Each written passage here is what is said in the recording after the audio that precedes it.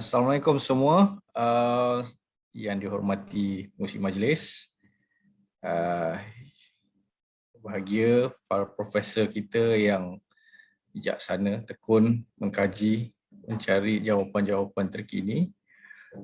Para doktor yang tekun, bersabar merawat pesakit-pesakit, terutamanya dalam kes kita ni, diabetes ya. Dan juga yang berkaitan 3 serangkai, 2 serangkai dan berangkai-rangkai. Tuan-tuan dan puan-puan yang saya hormati sekalian. Okay, saya Iskandar, jurulatih sukan satu masa dulu, sehingga saya fokus kepada profession Artanah, di mana saya satu masa dulu diambil untuk membantu satu korporat ni. Dia banyak duit, bina kompleks sukan, tapi dia tak ada orang nak uruskan. So di situlah saya sambung saya punya khidmat daripada Persatuan Sukan kepada organisasi komersial. Okey, tajuk kita hari ini adalah senaman khusus untuk diabetes. Okey, kita pergi kepada diabetes ya. Notis penafian saya sampai kepada tuan-tuan dan puan-puan. Nasihat kecergasan ni ada had-had. Ada orang sakit lutut, sakit pinggang, ada gout dan sebagainya, itu adalah had-had masing-masing. Ada yang semput, ada asma, dalam kes terkini COVID, nak pergi bersenam di taman tapi orang terlalu ramai. Jadi tak perlu, ada teknik-teknik yang saya akan share sebentar lagi. Para peserta diminta untuk dapatkan pengesahan pegawai kesihatan, para doktor ataupun daripada rawatan yang dibuat tu, kad yang kita dapat tu, bagi tahu saja masa next appointment saya nak mulakan senaman, apa pandangan doktor. Nanti dia akan check lah darah, tekanan darah, apa tu, semuanya dia akan check. Kalau kena advance ke level air kencing, maknanya tu kena tengok juga buah pinggang. Okey. Dan juga pesakit-pesakit yang ada fisioterapi, pernah alami kecederaan, yang pernah alami kemalangan, patah tulang ataupun pemulihan yang berkaitan, contohnya perempuan lepas mengandung jalani caesar. Okey, definisi diabetes ini daripada Kementerian Kesihatan Malaysia adalah keadaan pankreas tidak dapat menghasilkan insulin atau badan tidak dapat menggunakan insulin sendiri untuk memproses glukos dalam darah, mengakibatkan komplikasi metabolisme dan kerosakan organ dalam jangka masa yang panjang.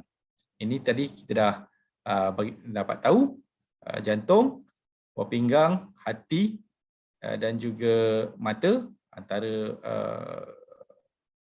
organ-organ yang akan rosak sekiranya gula dalam darah amat tinggi. Okey, seterusnya kita pergi pula kepada yang menarik. Ini belum dikongsi. Senaman itu adalah aktiviti fizikal, bermaksud apa-apa pergerakan oleh anggota dan otot. Anggota ada macam, boleh jadi mata, kita kelip-kelip mata tu pergerakan, ataupun jantung kita berdenyut, itu dah memang automatik. Tapi maksudnya kita punya tangan, kaki dan bahu lah, kita punya pinggang, itu adalah anggota ya, yang mendebitkan penggunaan tenaga dan diukur sebagai kilokalori. Okey, ini daripada Kaspen, Kenneth Powell dan juga Gregory Christendon tahun 1985. Dia orang buat ni untuk American President Council on Exercise. Dia membuatkan tahun tu. Okey, seterusnya kita kena cerita pasal perimeter bersenam. Okey, tadi kita ada dapat tahu pasal hypoglycemia, di satu keadaan gula dalam darah rendah. Tapi jarang berlaku kan? Selalunya tinggi, hyperglycemia. Jadi untuk bersenam ni, ada orang datang pada saya, dia bersenam, dia kata, kenapa gula saya naik selepas bersenam? Rupanya ada perkara lain yang dia tidak faham. Dia sarung kasut, dia pergi jogging. Jogging salah? Jogging tak salah. Tetapi untuk diabetes, dia perlu perhatikan perkara-perkara yang memberikan pemulihan. Nanti kita cerita pasal pemulihan ya. Jadi paras glukos perlu berada antara 5 hingga 8 milimol bagi setiap liter. Kita cucuk pada jari kita tu, test dan kita buat bacaan pada meter mesti antara 5 hingga 8. Kenapa? 5 berarti itu paras optimum, paras sihatlah. Kalau bawah pada tu, bawah pada 4 kita dah masuk hypoglycemia dan sekiranya atlet atau bukan atlet lah, orang biasa membuat senaman di bawah paras 4, bila berlaku hypoglycemia, dia kena naikkan gula dan dia kena berhenti. Dia kena berhenti terus, berehat, ambil glukos ringkas, minum sirap ke 100 plus, yang mana bila dia naik lepas 11 milimol. Berarti badan kita dah tak boleh nak turun. Jadi proses tu amat penting untuk kita perhatikan kita punya milimol dalam zon kawalan. Okey.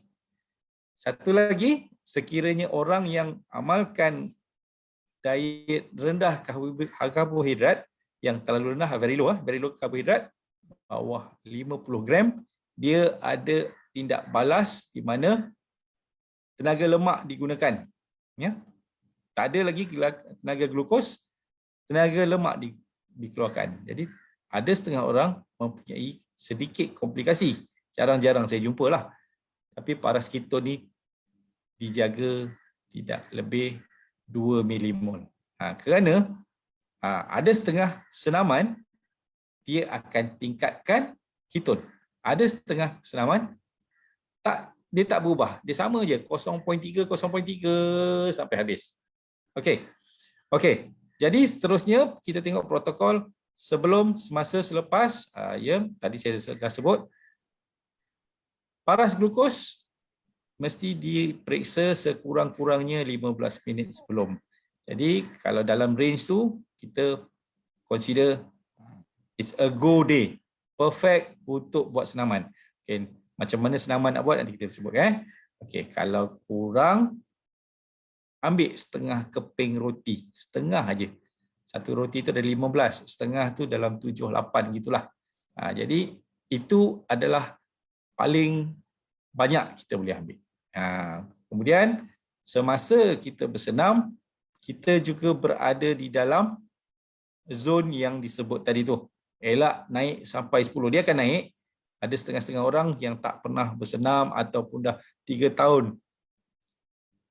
Keluar rumah, masuk kereta, keluar kereta, masuk pejabat, duduk dekat meja, keluar pada pejabat, pergi makan, duduk lagi, bangun, masuk pejabat, duduk lagi, balik masuk kereta, duduk lagi, balik rumah, masuk rumah berehat. Penatnya hari ni, duduk lagi. Jadi orang yang macam ni akan alami kejutan. Kejutan tu sebenarnya boleh diuruskan ya. Selepas senaman, kita kena pastikan tidak lebih 8 milimol juga. Okey. Seterusnya. Ini adalah parameter tentang tekanan darah. Satu lagi biomarker yang penting. Bila kita bersenam yang tertentu, contohnya saya nak kuatkan tangan dan bahu, saya nak buat push up. Saya nak buat push up. Saya terus buat push up atas lantai. Selepas 5 kali saya tak boleh habis. Orang diabetes ni dia punya loss of strength sangat-sangat ketara. Ya, loss of strength. Bila saya nak buat 5, tekanan darah saya naik kerana jantung saya bekerja kuat. Bom bom bom bom bom bom bom, terasa kat telinga ni. Bom bom bom bom bom. Maka orang ni akan alami kenaikan tekanan darah. Okey. Maknanya pilihan senaman dia belum sesuai. Bukan tak sesuai, belum sesuai pada masanya. Jadi permulaan pada senaman kena ambil tekanan darah. Kalau boleh buat rutin, lebih baik dicatat dalam satu buku. Bawah 120 untuk sistolik dan bawah 80 untuk diastolik. Okey.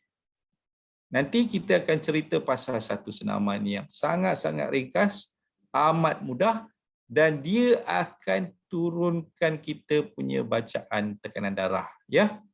Okey. Kedua, kita tidak mempunyai penyakit seperti sesama. Ada orang demam-demam nak kebah, dia akan pergi jogging.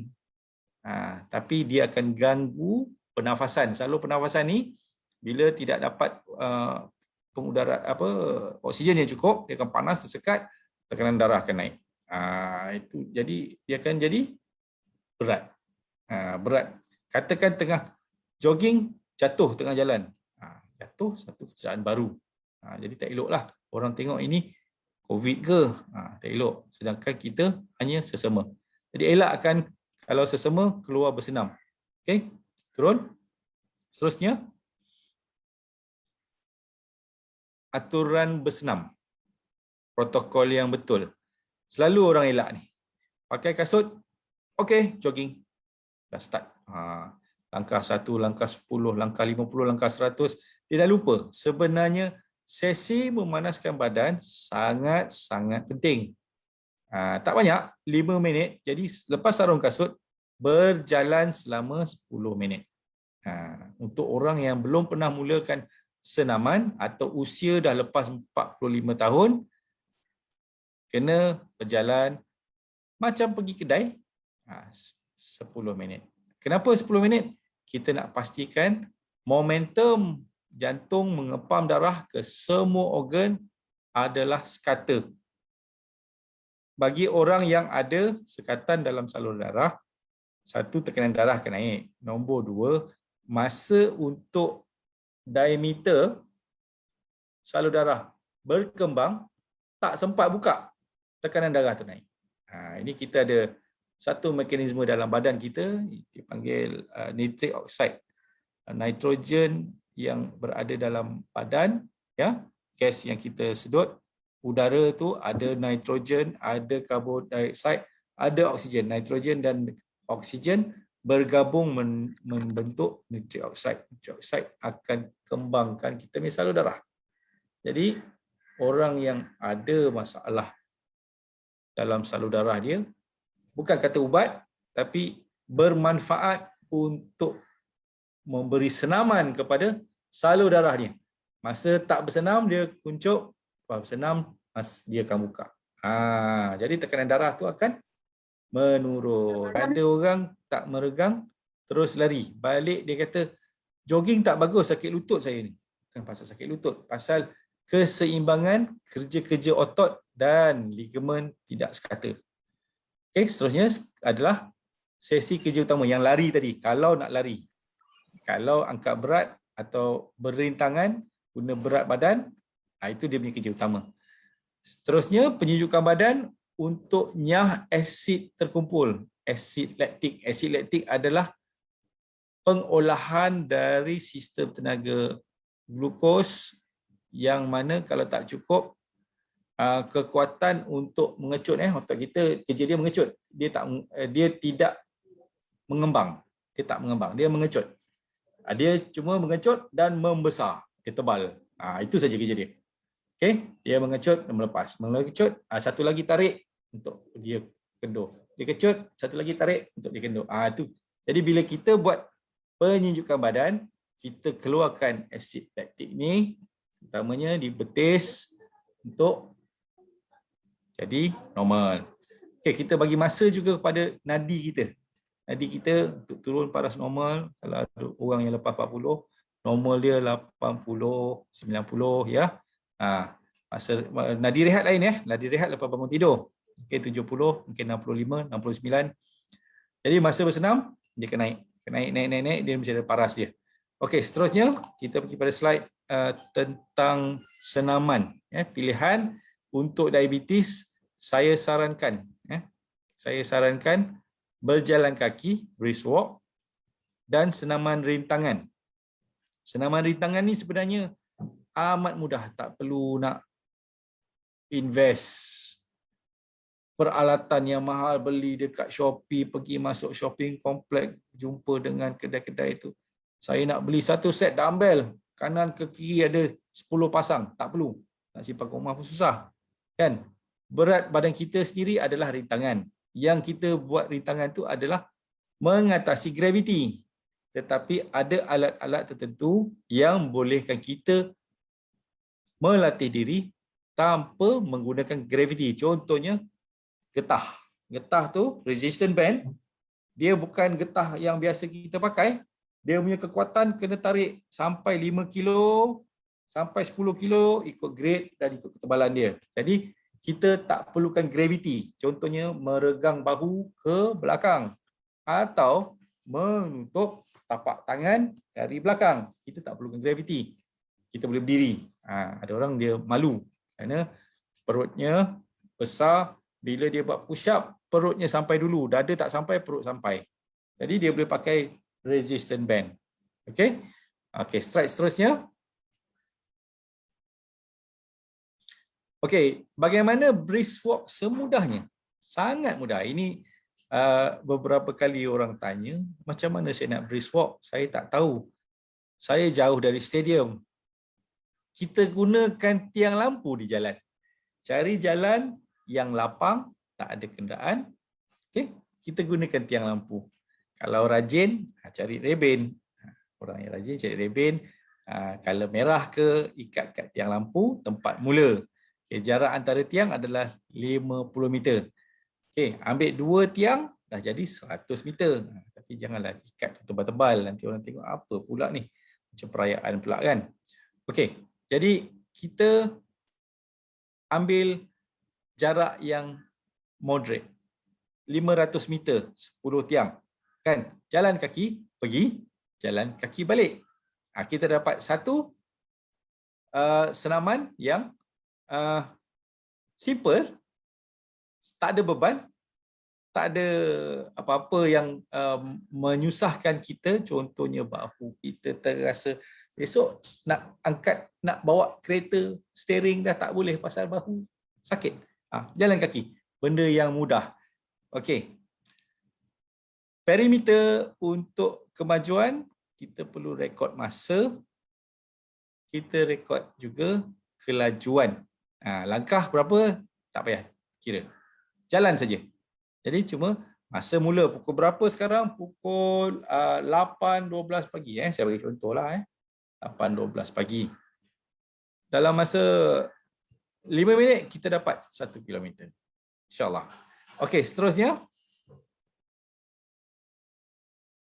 Ini ada yang penting ya. Ini boleh screenshot. Yang ini adalah carta nadi kita yang mana kita perlu berada di dalam zon yang sesuai. Brisk walk biasanya 60% dah cukup baik. Hijau. Yang hijau tu kita pastikan kita kekal supaya kita punya paras gula tidak melonjak. Bila kita duduk paras 60% tu, kiraan dia adalah 220 tolak usia. Usia sekarang 40, jadi 180 darab 60%. Kita dapat kita punya nadi. So kita bekerja. Kita ambil nadi di sini sebelum mula, ambil jam. Okey, 1 minit jalan. Habis bersenam, kita ambil lagi sekali. Dia laju, lebih jelas. Kita ingat, kita tulis. Itu saja. Okey, slide seterusnya. Senaman rintangan. Kerja dia simple je. Hanya 3 kerja utama. Kerja tolak, kerja tarik, kerja kaki. Kerja kaki ni macam nak duduk. Kalau orang yang tak larat, dia boleh buat separuh je lah. Dekat kerusi tu, pelan-pelan turun, dah duduk, ambil nafas, berdiri balik. Turun, satu, ambil nafas, diri balik. Lama kelamaan, kita akan kuat kita punya, banyak bukan sekali lutut, kita ada bukelali, kita punya pinggang, kita punya pinggul, tulang belakang pun main peranan juga. Pasal dia adalah gabungan pelbagai tulang. Siap tulang tu diikat dengan ligamen dan tendon. Okey. Seterusnya. kita perlu uji tubuh kita secara berkala. Contohnya, setiap 3 bulan kita buat satu appointment, ujian ulangan atau ketahanan selama 60 saat. 60 saat kita ambil phone kita, set timer, bangkit to be 1, 2. Tak perlu buat banyak-banyak apa, yang penting perfect form, teknik betul dan juga kita guna pada otot yang bekerja. Ada orang nak buat sit up tapi dia angkat kepala. Kepala je naik. Oh dah buat berapa ni seminit ni? 45 cik. Kepala saja naik. Itu salah. Maksudnya perut, abdomen kena naik. Kalau abdomen tak boleh naik, kena cari teknik-teknik lain. Ada, contohnya Turkish get up, half get up pun ada. Yang mana kita boleh kurangkan beban sehingga kita betul-betul kuat. Okay, squat, push up dan juga yang terakhir tu perempuan tu, dia boleh buat 10. Kita tahan di situ bergantung dekat taman permainan lah. Jangan gantung depan pintu, nanti tangan kita sakit, cedera. Okey, taman permainan, gantung seminit. Biasanya kali pertama 5 saat terlepas. Tak apa. Tahan. Lama-lama kita akan dapat. Jadi setiap 3 bulan kita ada appointment yang meningkatkan kita punya keupayaan. Next. Okey, ini adalah kitaran latihan yang betul. Kita tak kira kita bersenam. Orang tanya, awak bersenam berapa kali seminggu? Oh, saya buat 3 kali. Bagus tak? Kalau saya buat 5 kali. Dia bukan kira siapa banyak paling baik. Tak. Dia kira jadual anda adalah dalam bentuk mingguan. 1 minggu, 1 unit. Bukan 3 kali seminggu, 3 unit. Bukan. Dia 1 minggu, 1 unit. Dalam minggu tu ada 2, ada 3. Sini kita bincangkan. Awak tengok dalam jadual tu, yang merah tu warna senam, yang hitam tu rehat. Jadi, bila bersenam, badan kita akan letih. Lepas tu, dia akan pulih. Ini dinama rehat. Dia akan pulih lebih tinggi dari sebelumnya. Kebiasaan. Jadi dengan brisk walk, bina dulu keupayaan, letih diatasi oleh pemulihan yang lebih tinggi. Jadi permulaan contohnya bulan pertama, Isnin senam, Selasa Rabu rehat. Standardnya 48 jam. 48 jam adalah sesi rehat yang sepatutnya pulih. Hari Khamis senam lagi. Jumaat, Sabtu, Ahad. Ahad tu bonus lah. Nak jalan mungkin. Ada brisk walk mungkin. Dengan shopping-shopping tu. 1 troli ke. Okey, insyaAllah. Bulan kedua, kita ubah. Hari Isnin senam macam biasa. Selasa pun rehat. Macam biasa. Hari Rabu senam. Hari Khamis rehat. Hari Jumaat pula senam. Sabtu, Ahad rehat. Poin di sini, mingguan dibuat 3 kali. Yang tadi kita buat 2 kali. Sekarang buat 3 kali. Seterusnya, bulan ketiga kita tambahkan lagi kepada senam-senam baru 2 hari rehat. Senam-senam 2 hari rehat. Okey. Nampak kan? Ini adalah peningkatan yang sebaiknya. Kalau kita rasa susah, macam mana nak buat ni? Target 10 minit dulu. Setiap sesi ni 10 minit saja. Lama-lama awak akan rasa 10 minit tak cukup. Nak buat 15, nak buat 20. Okey, stop dekat 20 tu. Buat saja 20 pada jadual yang ditetapkan. Tersusun. Jadi bila benda ni dah jadi habit, maka yang dikatakan julat 5 hingga 8 milimol tu mudah untuk diuruskan. Okey, seterusnya. Apa alat kita perlukan? Apa je? Kasut. Kalau dah ada, tak perlu beli. Air kat rumah, apa lagi kita nak bawa? Tak payah beli kat kedai. Dan kalau rasa perlu kita nak buat senaman berintangan, barulah cari getah. Kalaupun senaman tu rasa-rasa tak boleh dibuat dengan graviti, baru cari getah. Tak susah kan? Mudah je. Okey, seterusnya. Ini pesanan. Okey. Bersama bersenam, dia ada ubat, dia ada peningkatan kesihatan mental, ya. di mana dibuktikan dalam satu kajian, banyaklah kajian ni, masa dulu pun, masa saya dalam kuliah pun benda ni disebut berkali-kali. Ramai atlet bertanya, kenapa bila saya cedera, saya frust menonggeng, kalah bercinta? Rupanya dia ketagih kepada beta endorfin. Beta endorfin ni adalah satu hormon, happy hormon. Masa kita bersenam, kita letih, besok kita tak selesa, and then endorfin pun keluar sebanyak-banyaknya. Itu bersama dengan pemulihan. Jadi pesanan saya, start exercise now to produce endorphin to fight mental anxiety.